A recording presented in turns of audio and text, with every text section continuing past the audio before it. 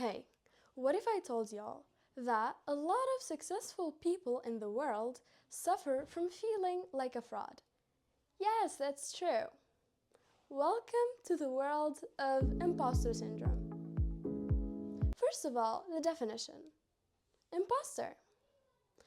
A person that pretends to be someone else to deceive others. Syndrome. A couple of symptoms that always occur together. Imposter syndrome. What if I would have asked you now, how do you see yourself as a person? You know what? Let's just change the subject. Self-portraits, for example. Self-portraits are so appealing, aren't they? They just show us the way the artist views themselves.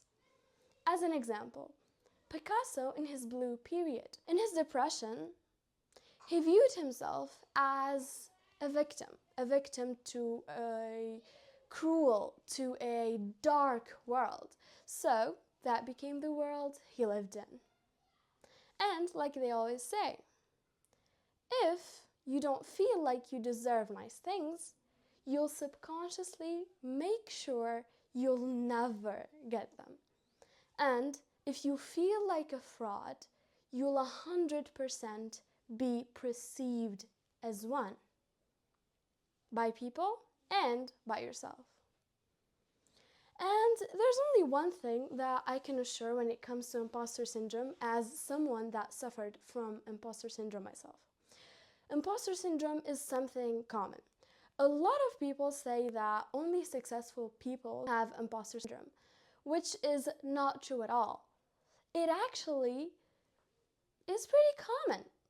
A lot of people suffer, from students to CEOs, from normal people with a normal life to successful people and rich billionaires. A lot of people feel like frauds sometimes. But it can reach a point where imposter syndrome can actually limit us from being and from achieving whatever we want to achieve in life. As an example, it can occur as a lot of uncomfortable feelings, such as overthinking, self-doubt, so low self-esteem as an example, and a lot of other bad feelings, and the feeling of just not belonging there and feeling like you deceived others in order to become that certain person, which is wrong. I felt like that for the longest time. And honestly, it is awful. Now let's just talk about the causes. Why do I dramatically have imposter syndrome? Imposter syndrome has a lot of reasons. As an example, we have 3 main reasons. Number 1, early life experiences and traumas. People that lived with very strict parents and parents that only expected the best grades from them, grew up to be perfectionists. And guess what? Perfectionists, under societal pressure, they become people that feel like frauds. So whatever I have to say right now is these main reasons are early life experiences and traumas, societal pressure, and being a perfectionist. These are the main 3 causes for imposter syndrome. For the triggers now, there are a lot of triggers, like fear of failure, also unrealistic goals. As someone that sets really high goals, and I'm 15, so my goals are pretty high. I always feel like I deceived others, and I'm a fraud, and I don't belong in the YouTube community. I always pressure myself to just act like someone else and be someone else just for that feeling of belonging, just for someone to come up to me and say, oh, you belong, oh, your content is great, oh, I felt that. And setting imaginary goals for yourself only makes it worse. So don't do that, okay? And also, just whatever you're here for, just basically how to deal with imposter syndrome. I have 5 main advices that I can give y'all and y'all can benefit from. First of all, acknowledge and recognize. Whenever you have a mental illness, the first thing you do is actually understand what that illness is, or that problem is, where it comes from, its triggers, etc., and also how to deal with it. And what I want y'all to understand about imposter syndrome is, first, that it's pretty common. Second, is that it comes from here, from inside of your mind, from your negative thoughts. It's like if you lived in a very bad society or environment, you grow up to be such a perfectionist. And being a perfectionist is not actually enough in order to develop imposter syndrome. So whatever you have to do is always think that you're not good enough, even though you feel like you're good enough, but inside of you that feeling is not gonna last forever.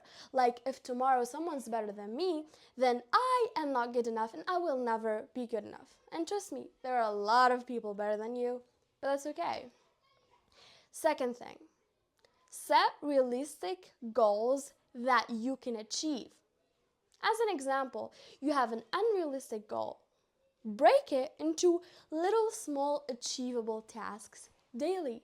Also, celebrate your wins. Celebrate your small wins daily and reward yourself. You reward yourself. Why? Because rewarding yourself for each small win actually rebuilds your beliefs about yourself and also builds you a lot of confidence. It's like building a relationship of trust within yourself. It's like, I can trust myself. Like, I did this. I'm proud of me. And that gives you the feeling of, I'm enough, you know? Also, if you suffer from imposter syndrome, one of the advices that I have for you is to stop seeking validation from others, like from your parents, from your school, from a degree, from your partner, etc. Stop seeking validation and stop feeling like you need to prove your existence to others. And we have number 4, I think, or number 3. Advice number 3, which is the most important. Stop the negative inner dialogue inside of you. Your thoughts are exactly like outfits.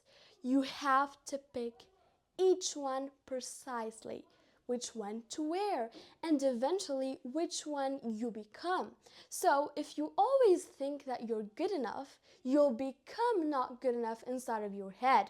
If you think that you're a failure, you will become a failure, and the universe will actually give you what you want and what you believe in.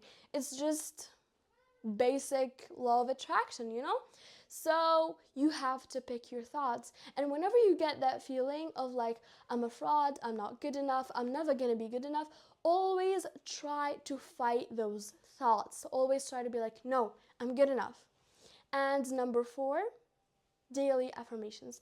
I can't say this enough, and I will never say this enough. Daily affirmations are honestly the best. Whenever you wake up in the morning and whenever you're about to go to sleep, always say, I am good enough, I am brave, I am unbreakable, I don't need others' validations. And you can find a lot of affirmations on YouTube. I actually have my own video on my own channel on how to make your affirmations, which is a pretty good video, and it worked for me. And in the end, my last advice is to think of any mental illness or any mental problem that you have as a journey. Because a lot of people think that healing from a certain illness or healing from certain trauma is a single act, which is not. You're gonna have ups and you're gonna have downs. Sometimes imposter syndrome will 100% crush you. Sometimes you'll crush imposter syndrome. Just try to not give up and keep going with daily affirmations, with understanding it more, understanding where it comes from, healing your childhood traumas, etc. And a lot of people suffer from it actually. And you being one of the people that actually got to understand it is the biggest advantage. Because I say again and again and again, you being able to actually like go to YouTube or go to Google or any social media website and search how to heal myself and how to do this and how to become better is so strong of you. Because you know what they always say, hurt people, and healed people heal people. The fact that instead of you hurting people because you got hurt in the past and blaming it on other people, you don't. You just be brave and you try to solve those problems yourself, to try to heal from those traumas yourself and to not just give it to the next generation like that. It is so brave. Don't be afraid to seek support. Don't be afraid to search. Don't be afraid to ask people. Don't be afraid to view people as role models, etc. And this was today's video. I would like to thank y'all so much. And you can share your own experiences with imposter syndrome in the comments below. And if you have any advices, of course, you can write them in the comments. Don't forget to give this video a big thumbs up and turn on the notification bell and subscribe.